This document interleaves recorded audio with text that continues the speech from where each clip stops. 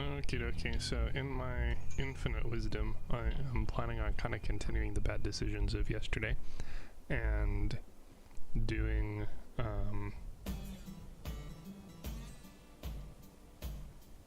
probably a stream that's longer than it needs to be. But I felt like doing a analysis of the movement parts today, so something that was being discussed on the Reddit is how they're increasing the speed and not having side hover and blah blah blah blah. So I kind of pointed out that I could actually do some of the math on how the parts actually, like, you know, correspond and compare, and I figure it's worth mentioning to just kind of go through the entire update, especially since I do need to go through the video in order to get the screenshots for some of the other stuff. So this is going to be like a super quick and dirty, just like highlights reel of what went on. The stream is currently muted. I will basically be trying to compress all this information as much as possible for the sake of just doing the movement part analysis.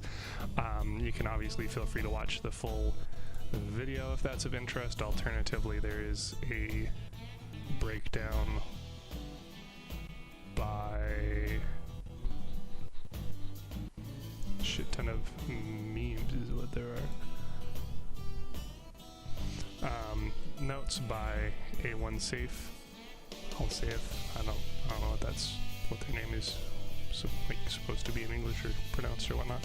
But in any case, the rough breakdown is also here. They do have a couple of things I don't really totally agree with, but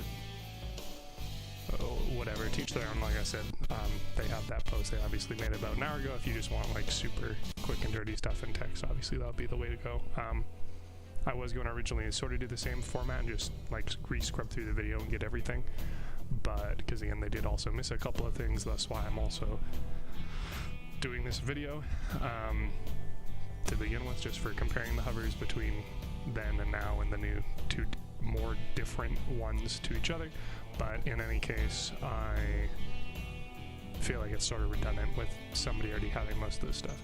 So as far as this, interestingly, they did change the format a little bit, so this is something that isn't going to be readily apparent without them actually mentioning it. But we did actually have different team of people doing. It's weird that they do actually have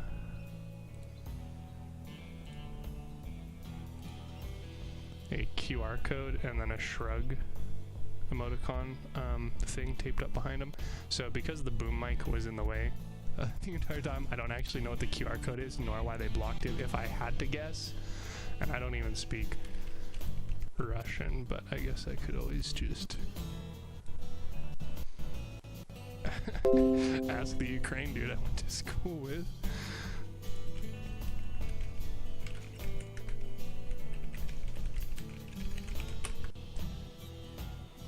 My guess is it's probably not anything super crazy, but it could, I suppose, be a promotional poster which has QR for the game and then another QR for a certain bonus or for another company or something that's no longer relevant, or if it's a new poster or banner going out, one that they don't want to release yet. I don't know, but in any case that is a thing. But it was done by Alex and Igor. Igor is a artist for the team. I'm not actually sure what Alex is. I believe he was also part of the prior dev stream a couple of times ago when they talked about it, and I believe he was a designer of some flavor, but I might be wrong about that. In any case, historically these have been done by the Little Sam, but they actually had him doing chat moderation this time, so not only did they do slow mode, which is great idea, but they also had him in chats and he was feeding questions to the devs on screen where applicable. So I thought that was a great formatting change because we were getting a lot less of spam. I mean, it was still happening a lot, especially later on. I'm just going to close that because of that. But it was better formatted, I think, as a result of that change of having somebody active and actually feeding questions. They did take questions at the end and show a couple of different things, but as a result of it being a, you know, of course, primarily scripted one, like it's exactly 59 minutes for the entire thing, even though, of course, the stream itself started a little bit further in. So they were obviously on a time frame, had different points they wanted to discuss and whatnot, so leave like most that to it being fair, but they did take a couple of questions directly from chat afterwards. They also ignored some, which is not super surprising to me. So to begin with, they have graphics overhauls. This shouldn't be anything new. There's a couple of posts about it recently. It's probably going to get, yeah. So they also went through the settings and showed what happened. So they mentioned that the 3 newer settings, SSLR, reflections on water only, and contact shadows, I believe, require TAA type anti-aliasing. So that was another post made by Failey a lot earlier in the year, talking about just basically the different basically tools, equations, and whatnot that the artists are able to employ in order to remove like fuzziness in game. So TAA, I believe, is one of the newer ones. Makes sense that their newer features is going to be relying on that. As a result, you need to have it on in order to have access to the other features, which I believe they display here. Yeah, so you see it turns off some of them. But in any case, the new features, including things like motion blur, which I know a couple of people were complaining about, with blur intensity, etc., do have options, so you are going to be able to change those. They did mention earlier as well, I believe, actually, might have actually been later, that they included a render scale setting. So with the ability to change that, that's going to also affect how much your computer's actually able to handle stuff. So if you turn the render scale up, then it decreases the FPS, turn it down, it decreases it. So quite a few options for people running PC. They specified that the minimum and recommended PC tech specs have not changed, so I don't know whether they moved within that buffer room or if they've optimized it enough that it hasn't gone up at all in requirements or anything. They didn't discuss that. I suspect it's probably going to cause a variance in play across different systems, but overall, I mean, you guys obviously have enough options to change these, so it shouldn't be a huge issue. We have less of these options available on console, but again, I don't suspect it'll be crazy problematic since you do have some options after all, unless you're maybe running like first version last gen consoles like the PS4 or the Xbox One. So yeah, lots of graphic stuff. That's not really anything crazy or new. They did mention how they've changed the camera distance, so there is going to be some bopping around as you drive, in addition to being able to change that setting. So talking about a dynamic FOV, as you move forward it expands, and then as you slow down, stop, it stops. In addition, they mentioned turning off the change that was being tested for removing sideways hovers and sideways builds overall from the game, which I am failing to find where they actually discuss that now. This is where they're showing the FOV specifically. So it's not like super crazy obvious, I don't think, because of how much they're moving the camera around and not using like a fixed point in the distance. But in any case, meant to be a little bit more realistic, in addition to physics changes having some more weight, they said, for the vehicles, which is something they tried showing here, not very successfully, because of course it's going to be like you're going to have to play to feel it sort of thing.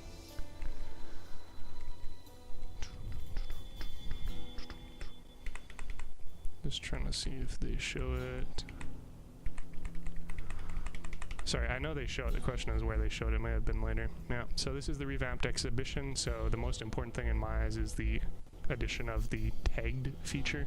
So you're going to be able to go through and select different components, so parts of the builds, or specifically set tags that you yourself choose in order to sort through stuff on the exhibition. You can then go into people's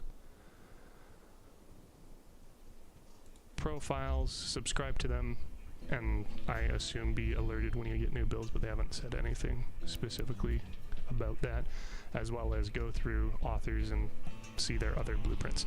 So really useful overhaul. They do also have the ability to share with different ways. So in addition to obviously adding tags and publishing, you can choose to make the builds on the exhibition visible to specific people or none at all, basically using it as additional storage. And then you do have the ability to directly share it with people as well. And I'm not sure how this will work on console, especially because the control for it is literally, oh, you just right click on the build. I assume it'd be a press Y for more options thing as per usual, or press the face button up rather, specifically for non-gamepad specific answer. So then it lets you just share it with them that way without having to upload it to the exhibition. That being said, I'm again not sure how this works. I'm assuming it just does it through the in-game text, but I don't know if that saves between sessions or whatnot, or even if you guys have like a in-game friends list for PC or something. I don't know. Then they do also mention at some other point in the stream, I'm just going to mention it now on the topic of console, they did add controller support for the DualShock. They decreased the build times for some of the new items, so legendaries are down to 12 hours and relics are down to 21 hours. Don't know what the other categories are because it didn't show, but so that's the thing. They talked about the physics change, so most of it you aren't really going to be able to see. I don't think it'll be more of a feel thing, but they did explicitly mention that you will be able to rebound off of walls a lot easier. So rather than having momentum halted whenever they show that earlier, I guess.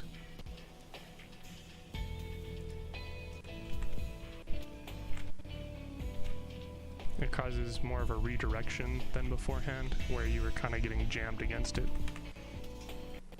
And there was somebody in chat talking about how they felt like the impacts, just from the video, seemed a little bit more hefty from being like slow down when you hit things. I can't speak to the truth of that or not. Like I said, again, it's something that they're gonna, I guess, be more feel than see.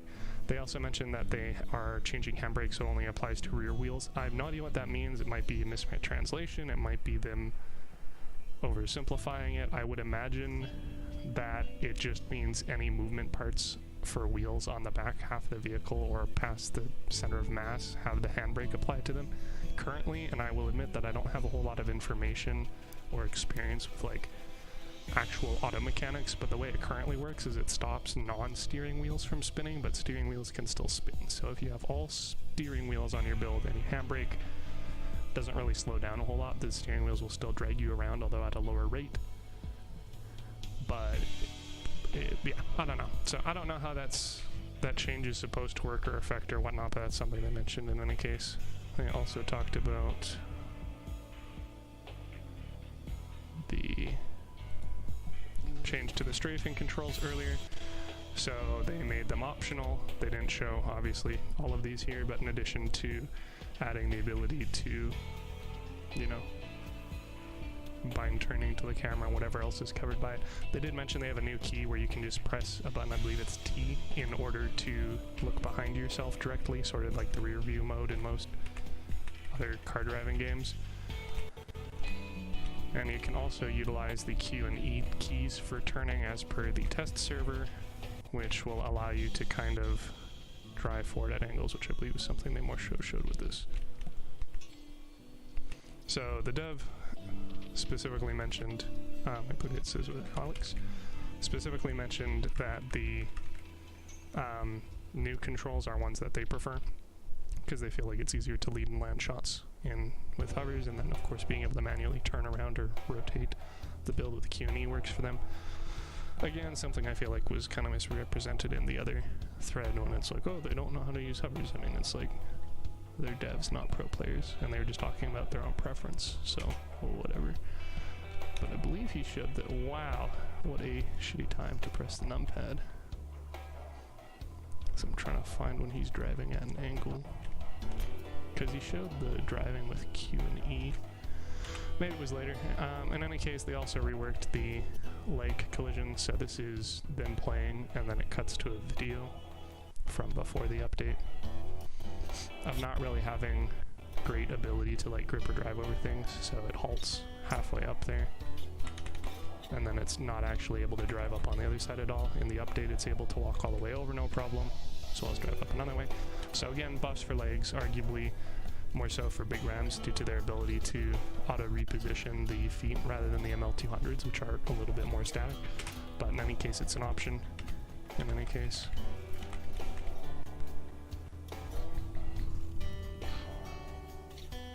Sorry, I'm losing my mind. He was driving with the CUNY at one point, but it may have been later. Oh, you know what? It was totally in the next section, actually. So it showed the bridge map. So they now have a destructible bridge. So there's barrels underneath. And then it seems like it also... So the barrels you could blow up, and I assume that that functions as an insta-kill of sort or some sort of form of large damage. Fun fact, those are actually the legendary fuel tanks that are used on raid trucks that we don't have access to as players. So they were using mesh, I don't have a problem with that. And then I believe it also has a damage threshold that'll work for it. So... yeah, I see not using the CUNY keys here either. In any case, so using the double heathers, using 3 total volleys, caused it to destroy. They did say everybody below and above the bridge when it gets destroyed dies. I think probably just kill people underneath, don't kill people above, but whatever, that's currently the system they are going with. So in any case, as a huge fan of Levelutions from Battlefield 4 and 3, and like definitely feeling a lack of them in Battlefield Hardline to a certain degree, although they did still have their own 1 and 5. Pretty neat to see that sort of mechanic system added into something, especially as, you know, complex and interesting as Crossout. Obviously we already have the whole ability to build monster vehicles, so that could be super interesting, especially if they apply it to other maps. I know somebody in comments was saying that they'd like to see it applied to Sector X. I feel like that'd get super hectic, super fast, but whatever. The assumption here is that this is being pushed just directly to everything that has bridge. To that end, it might also show up in Frontier Defense. So if that's the case, I could see it actually being very useful, especially for builds that either have skinners or their means of crossing the gap, maybe by just being super long like this one, or by not ever coming down from there. I could see potentially collapsing the bridge to kill enemies, especially like the bosses, potentially, if it does count as a like active kill action or infinite damage action, where it doesn't matter that it's a boss, it just dies, as well as just being able to collapse both sides and then staying up on the middle sections, or even collapsing the middle section and then being on one side of the bridge or then not, whatever. In any case, it would prevent a lot of the bots from being able to do a whole lot to you, since they do have to generally drive up and go over the bridge to even get within range for most of their weapons, even if the weapons could theoretically fire from further. So that could be very interesting for something like Frontier Defense on the map, especially if you're running something that doesn't need ammo, so it doesn't require you to jump down and then back up again or anything, and or long range and overheat, like for instance the Cyclones would be something I'm really interested in trying that in on. They also fumbled around a little bit before showing the new map, because they didn't realize it was an encounter game mode and not in Assault. But in any case, it's Marble Quarry. It is a very small open map compared to a lot of the other ones. So, I don't know. I don't suspect you'd be put in a Clan Wars immediately. Some people were having some very, obviously fair reservations about the competitive fairness of the map, just due to how open and small it is. I'm certainly interested. I always like this kind of map, especially when you're looking at like the Modern Warfare series, or well, I mean Call of Duty in general series, or even something like Fallout New Vegas. Always a fan of these sort of open pit mining maps, because they tend to be pretty interesting due to the mix of the semi-natural environment, but obviously still very much sculpted by people on top of the artificial environment. Tend to blend very well in my eyes, as opposed to most of the other ones, which are just kind of the artificial man-made structure, especially something like Old Town or Sector X, for instance, a little bit less interesting in my eyes. But in any case, very cool. They did also kind of show that there's like this side path over here. It's not super clear. I believe this links to one side of the spawns, and then like kind of peters out and doesn't really link into the other, just due to how narrow it is. I feel like it'd be pretty hard to get your build down there if you're on the other side, but it might not even link up over there either. To be fair, they didn't really give us a good view. It might just be out of bounds on that end. So that's pretty neat. New maps are always cool. The water doesn't seem to have any special effects. Nothing on the map seems to be like destructible or intractable past normal. So they showed the new pack. So I mean, people are complaining they didn't show the light edition, but I mean, like, if you are familiar with the game items at all, it's basically just this screen. So new cabin works as teased. Start with a damage decrease on your build. As you deal damage, it increases. Pretty straightforward. Will be kind of whack for attrition firing, like with miniguns or in frontier defenses. Light version comes with storms and the new cabin, as well as chained wheels, spiked wheels, where the regular and the deluxe come with 2 impulse grenade launchers mounted horribly on the build, I might add. Buggy wheels, the Catalina, some structural parts, and then the new structural parts from the Packer in the deluxe. So you can see it has the like fins at the back, and then the new bumper, which the bumper seems to be in all of them. The fins on the back, not as much, so I don't know what that's about. Totally missed that in the video, but yeah, it's the deluxe. Also includes the days, so that's going to be, there's the stats for the Catalina. I'm actually going to throw that in the spreadsheet real quick and we can talk about those.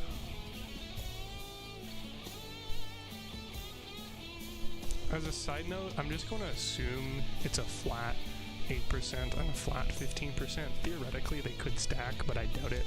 So what I mean by that is I'm pretty sure if you start the match, you'll have minus 15% damage, so 85% damage.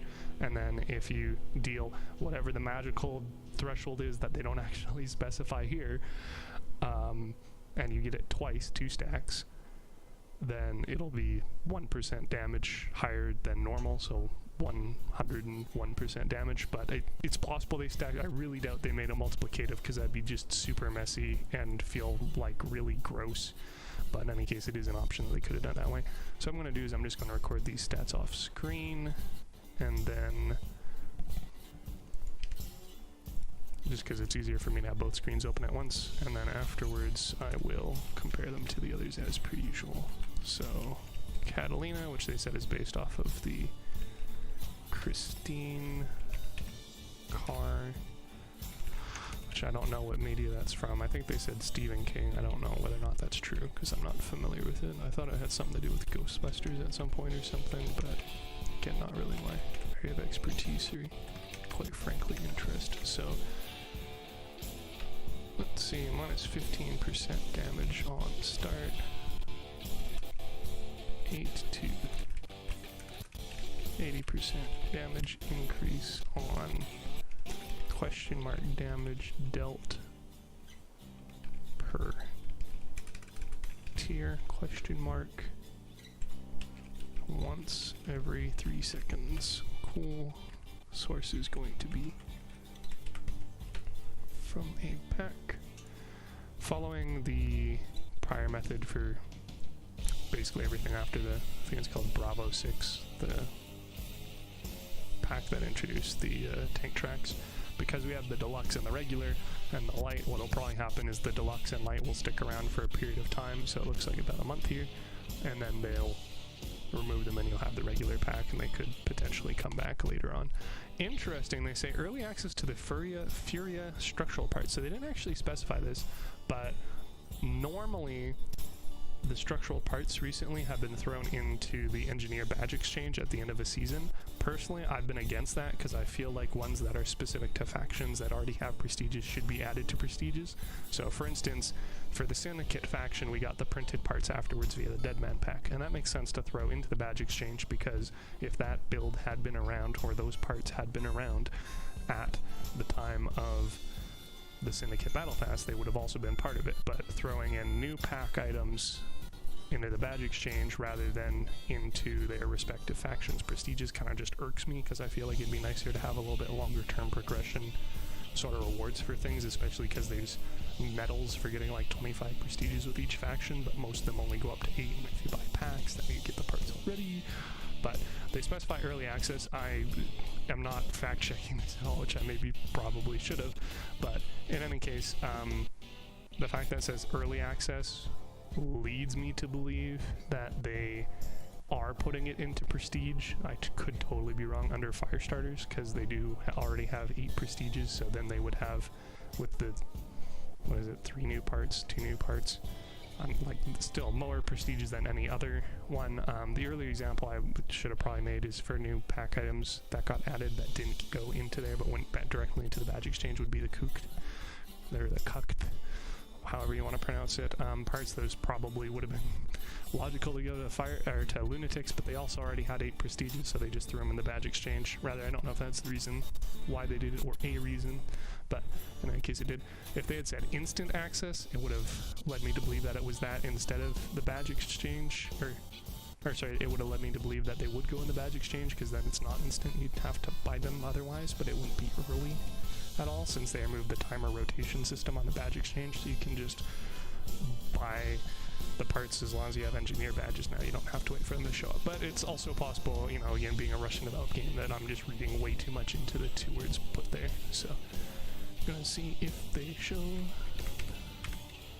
There we go. So yeah, so that's one of the new structural part. Oh, that's a decor. Oh, that's totally wild. So we might actually only have this is kind of a big deal. They mentioned that this was gonna be they totally made it sound like a new structural part. Hold on, am I losing my mind here?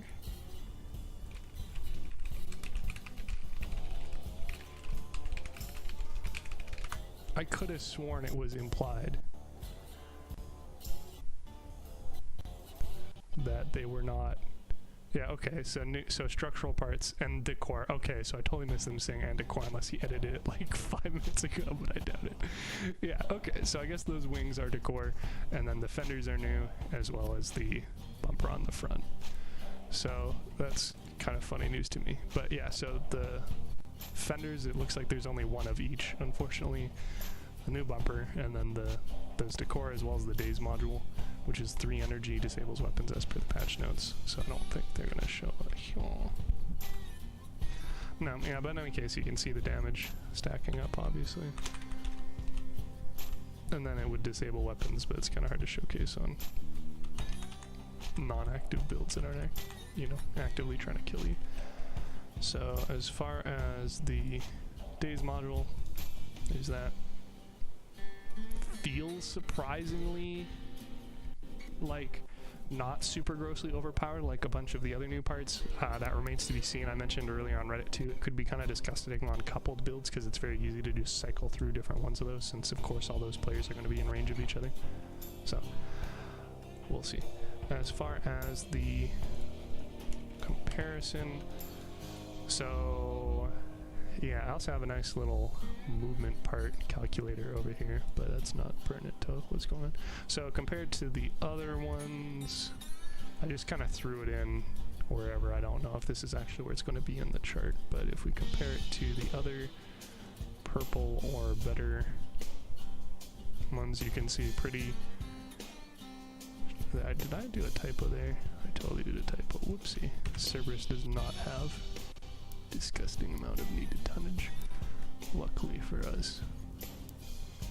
Sort of makes you wonder if there's any other issues with this sheet that I just haven't noticed up till now, but it's probably fine. In any case, so needed tonnage is just the difference between tonnage and mass. Pretty straightforward. Available mass is the total amount of mass that the build could use if you maxed out tonnage after removing the weight of the cabin, assuming no fusion, but before adding like the weight of any, you know, movement parts or anything. So not like wholly accurate value, because that is going to depend on the actual values of the movement parts, which we'll also be going over to see like how much mass it'll actually take off. But yeah, I mean, like nothing really crazy compared to the other cabins. I will note that the Deadman was an outlier from like all the other ones as far as having a significantly higher needed tonnage to begin with, but also having a significantly higher total available mass. So maybe a little bit of power creep there, a little bit more actual power, but the speed and the other stats don't seem to be anything super crazy. So it's mostly just their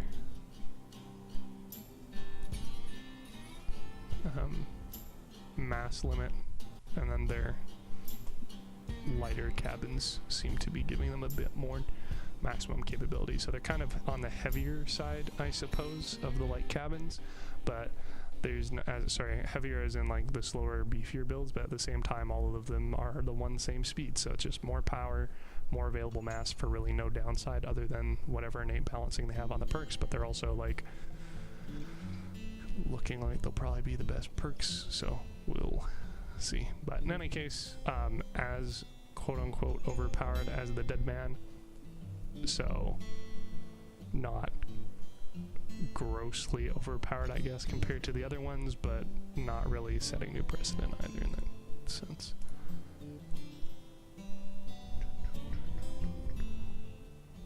And then they showed the new stuff. So on top of Wickerman, great reference, guys. All the other stuff from prior, from the Witch event is coming back. So there are going to be some guaranteed fusions as released earlier in the week. And then the decor, stickers, paints. Oh, wow. That's buggy. Wow. They didn't show the Wicker Man. I believe he said that it's actually a destructible that can be set on fire or something like that. But they didn't actually have it given to the test account, so they couldn't actually test it. But yeah, I mean, not anything super terribly surprising for the other stuff on the list. I'm just going to show it anyway because I'm showing a bunch of other stuff on the stream anyway. They also showed, this is funny, people were asking for the hover stats for most of it, so I'll get back to that because we're pretty close to being done with the actual content of it. So other stuff is a purple of your choice, which got partially cut off, but I mean, you can probably guess from the other items it's not going to be anything super crazy fancy other than like a big ram is probably the most expensive thing in there by far, and even then it's like one big ram. You're not going to be able to do a whole heck of a lot with it, so not a bad thing certainly to be able to get one, but not like game changing either, I don't think. Then the other one is a sticker pack including a new panda one, which is partially cut off, which you can see there. So most of these are returning ones from prior years / events, but it's a new one. Then the other guaranteed fusions, so like beforehand it'll work where only a few are available at a time, and then as the days through the event tick over, more are available every day. And that full list is already released, so that shouldn't be anything new. They also did mention some stuff about engineers, so they remade the engineers builds so that they're actually like usable for people, which is actually kind of a really good big deal because most of the faction blueprints tend to be things that like the player isn't going to have or be able to, you know, make the build with for a long enough time that by the time you have all the parts, the build is like not useful to you anymore. So yeah, they basically just said that they reworked it and made it a little bit more usable, where most of the parts now are based off of your like levels with the engineers faction rather than your access to blues or better parts. Then they mentioned changing some of the items to be craftable by engineers, but then they proceeded to show the white items, and it was literally just the exact same list of items as it like always has been. So I don't know what that was all about, other than if it's like one of these last two items here, but if I even just go, like, I'm not gonna bother reopening it, but yeah, so it's literally the same list of items, and then the ones hidden at the bottom are the paint container and the legend container. So I don't know what that was about. Maybe it didn't get pushed. Maybe they were referring to the blue or relic workbench, but they didn't show those in any case. So who fucking knows? So as far as the hovers, which they do conveniently show both up here, although I did the worst method of showing the first one. So that's the Icarus 7, so I'm going to, again, just edit the spreadsheet on the other page, and I'm going to add it as a new data entry rather than replacing the current data.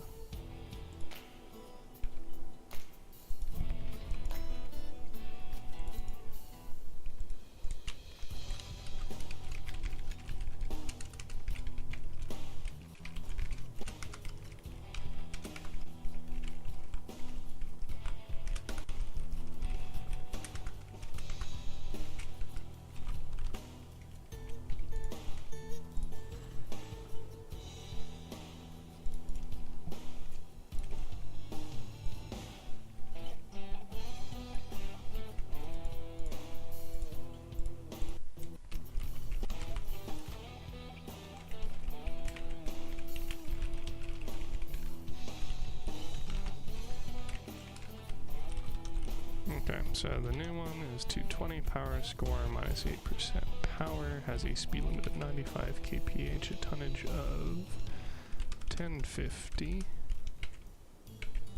durability of 275, and a mass of 280 with the perk of it stays above ground. So nothing crazy fancy there. I do believe people mentioned in the comments that they increased the hover height on the 7s compared to the 4s. I couldn't speak to whether or not that's completely true because it was kind of hard to see in the stream, but that might be a thing, a factor. I don't know. Oops, not you. Oh, definitely not you. And then the 4s, which are 220 power score, so same as the others, but a heavier class, at least in design. So they're maintaining their 75 kph, they are gaining 300 tonnage, they are gaining 215 durability, and maintaining mass. So a not insignificant buff for both of them, and I did mention that we're probably going to see some more effective seal clubbing with them as a result of that. So I think that's pretty much everything to talk about other than the change they made to the exchange. So as mentioned in the earlier post, you're going to be able to exchange one for the other as a result of the hovers being booped around a little bit. So you can always, you know, be like, oh, well, these hovers that suited my playstyle before don't work for me anymore, so I'm going to change them. But in any case, so it's a max of 8. They mentioned you could theoretically like swap back and forth between them, although I don't know why you'd want to unless you're just a noob who wants to test out both sets. But yeah, that's basically it. If you bought like a billion Icarus IVs, because they're like a third the cost of the VIIs, in order to hoard and then resell, you're probably going to have a bad time, because that's only going to happen like up to 8 times. So yes, hovers are getting a huge buff. Bang shield. I'm doing a video about it. Are you watching? Because that would be kind of funny.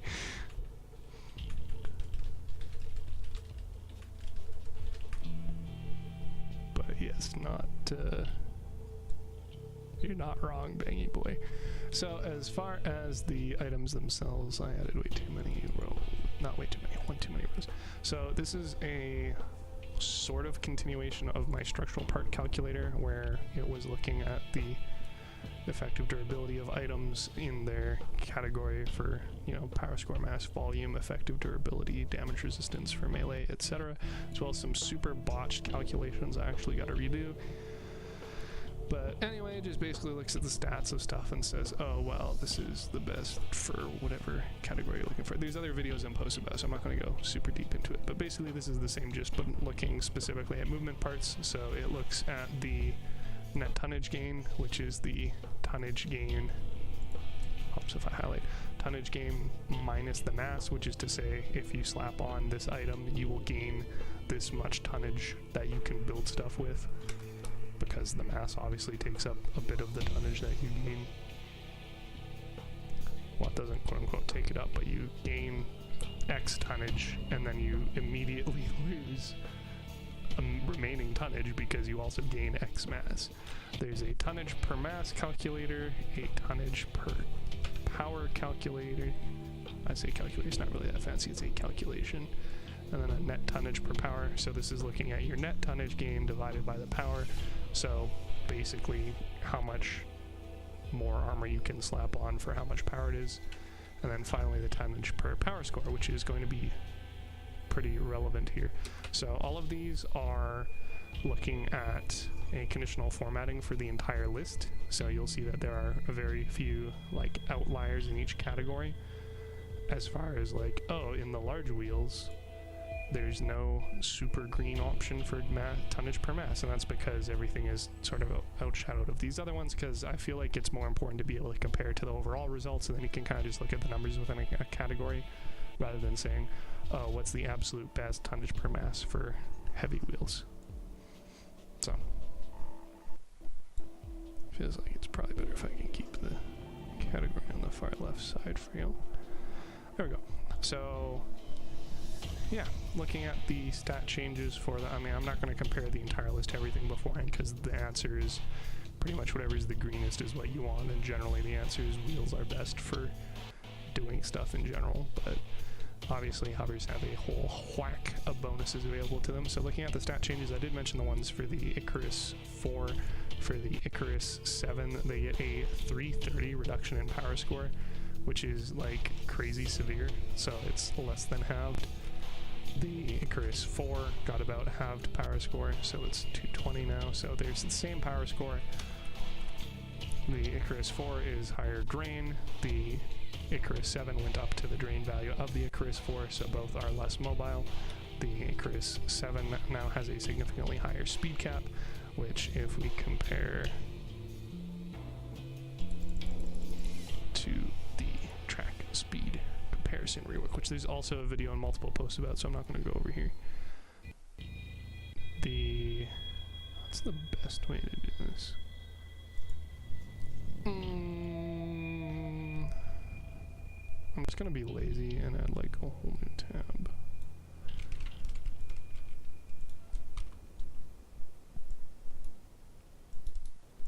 Just to show the two discrete changes. So this was referring to when they upped the speed of tracks, and now we are going to look at the speed changes for the Icarus. So beforehand, the Icarus had a strafe speed and max speed of 75 for both. So this is Icarus IV and VII, whereas afterwards we have the Icarus IV here and the Icarus VII down here. So you can see it's a pretty substantial shift, especially compared to our other fast speed options for things that are strafable. There's a distinct lack, literally just the Omni with or without the Geagle. So the Icarus is now up there. That might probably definitely cause some issues compared to the other stat things on them, but that's kind of granted with it being hovers, so nothing new there.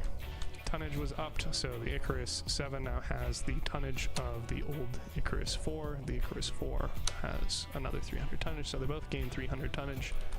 The mass of them remains the same, while the durability increased quite substantially.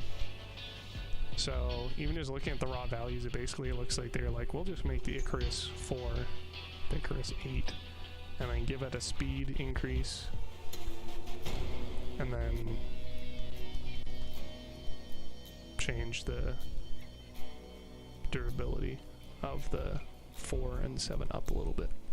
So yeah, in an ideal world, I kind of mentioned the same thing with the big Rams and the ML200. I'm fine with them having their own distinct rules of having a slow and a fast one, and I'm okay with having one that's more, as a result, more tanky and more agile as a trade-off. I don't feel like they've been balancing them super well, and the like agility buff is not only like significantly higher, but completely outshadows the durability buffs of the other ones.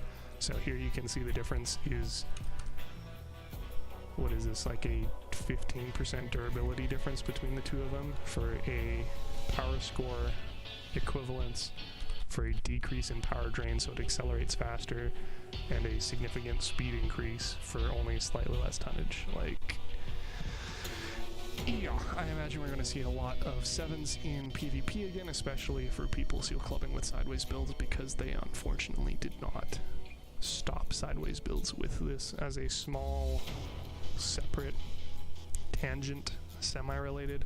I am against sideways hovers. I am not for them, completely destroying all builds that aren't running relative to camera controls and relative to camera controls. So I'm glad they made those changes optional, and them saying, okay, we'll look at balancing sideways hovers a different way by like making them symmetrical or something is also kind of cool. But like, yeah, sideways hovers are an issue. Other sideways builds or other people shooting to their side and whatnot are not the issue. So yeah, well, we'll see if they end up making significant headway there in ways that aren't disruptive to the remainder of the player base, but it was definitely a very dividing thing for the community. So not against them, changing it, just do it in a way that doesn't, disrupt people. people felt like the only people complaining were people who use the quote-unquote exploit and can't quote-unquote make actual builds or establish a healthy game or whatnot, but like, no, even if from a game design standpoint, removing accessibility and control sucks. So, glad they didn't do that. Unfortunate to see how things are going to change, I'm sure. In any case, as far as the actual calculations, the tonnage gain, like I said, I mean, you're looking at effectively the 7s being the same as the old 4s, but in all cases, there is a significant increase in their tonnage per stats. So tonnage per mass goes up significantly. Tonnage per power actually goes down for the 7, but that's because they nearly doubled the drain, so that's not crazy surprising. The tonnage per power, for net power, went up, which is also as a result of them changing the, increasing the power drain. And then the tonnage per power score got significantly shifted. So like hovers were almost the worst. Interesting, I wasn't aware the buggy wheel was. Actually, I may have missed when they did the power score change to the buggies on this list, did I? I know they dropped them. Oh yeah. No significant change. So the buggy wheels are now actually 150 power score, which is much more in line with like the other things to begin with. But also that also means that by far the hovers were the worst, like, tonnage per power score. So they, look at this, they literally tripled, more than tripled, 3.5 times the tonnage per power score of the Icarus 7 by dropping their power score so harshly. And likewise with even the Icarus 4s, which weren't crazy overused anyway. But yeah, so basically we're gonna see a lot more of these guys. I'm a little concerned they maybe cut the power score on them too much. I'm not opposed to the other things they did with increasing the drain or the speed, like I said, separating them, having different tonnages, but doing all of them at the same time, the increased speed, the increased tonnage, the significantly increased durability, and excessively reduced power score altogether is just kind of a recipe for disaster in my eyes. We'll see how it goes. I don't have super high hopes, especially for middling power score lobbies. Good luck with all the fucking sideways hover seal clippers you guys are going to be seeing. But I feel like if they had kept or even decreased the durability and then kept the power score even slightly decreased, it would have been fine. But obviously they decided to just go all out on this, so I don't know what the system designers are up to, but evidently it's a lot. So I think that's everything I wanted to talk about here. I want to double check, did they really make the 7s? Yep, they really made the 7s 220 power score. I had like an inkling of hope there that maybe, just maybe, I recorded the value wrong and it's actually higher, but nope, it's straight up 220 power score. So it is a significant change. Well, I guess actually looking at this, if I actually go back and compare them to the other movement parts, I think there's probably like a not insignificant at all shift from just removing those two. So if I get rid of these two and then look at how the color scale changes, it's probably, yeah, no, it's significant. So then the wheels actually start being like on the lower ends of tonnage per power score, as well as the omnis and the small tracks. So this is not a insignificant shift, specifically for the tonnage per power score, just because the values were so crazy terribly bad. Obviously there's some shifting in the other stats, but not really as much since they were more middling in the tonnage per power. They were on the lower end of tonnage per mass, but there wasn't like a super strong shift just because the values were still close enough to other lower ones. But yeah, it turns out tripling a stat of one of your lowest items in that category significantly shifts all the other ones. Who'd have thunk, huh? Yeah, I am not really looking forward to that. Let's see, what's it even comparable to? So for tonnage per power score for 4.8, yeah, pretty much like the steering wheels, the omnis and small tracks again being even lower than it. Yeah, it'll be Interesting. Well, that is about an hour stream, and certainly covering most of what happened in there. Again, not in a easy to skip around text format, but if I actually, you know, go and do chapters for this, maybe it'll be a bit easier, especially because I try to sort of keep all the information for different sections together. So, yeah, they did say the update is happening at 6 a.m. Ruski time for PC and 8 a.m.-ish Ruski time for consoles. So that means that we're going to be getting those updates at about midnight for PC and 2 a.m. for console, depending on, you know, your time zone in North America. I guess technically also South America too, if you're part of there. So yeah, that's actually going to be happening technically tomorrow, but like tonight, for the sake of anybody who stays up late. So we'll see how she goes. They did mention that the battle pass is going to be happening later. They're still working on it and finishing it up, so that's going to be a in the future thing, not included with the Supercharged update. They also were explicitly not answering questions about crossplay in comments, so I imagine that since that was something that was confirmed for end of year, it's either fallen behind like with the battle pass, or the battle pass has fallen behind as a result of them working on the crossplay coming out. I don't know. It is still potentially something they'll do before the end of the year, certainly. Warframe went crazy and had a tech test for it that's lasted for like 2 weeks, so who knows, maybe they'll pull it off, maybe they'll just start, maybe they're already almost finished and that's what delays have been for in the secrecy and whatnot, I don't know. But they did also mention that there was some changes that they were looking at doing to Clan Wars, and they haven't had the opportunity to do those, so it'll probably not be a by year end thing, but just as they get around to it. So I think that's pretty much everything to cover here.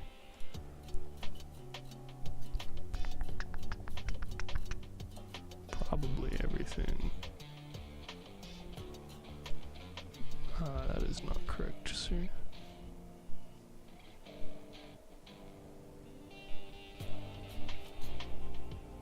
That also doesn't sound correct.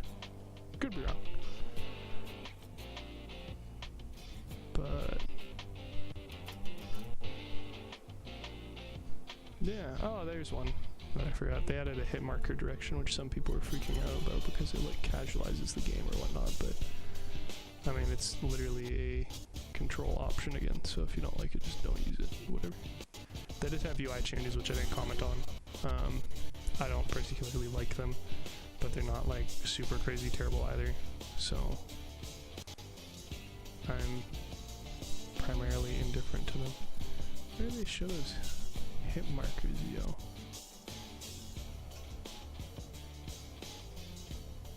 Well, anyway, they added directional hit markers, so that's the thing. Even if it's not something that I find to show here.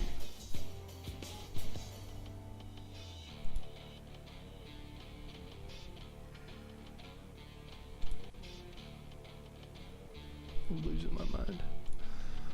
Alright, yeah, so that's pretty much everything. So hopefully y'all are able to be excited for the upcoming changes, and we'll be able to all cry together against the new hovers.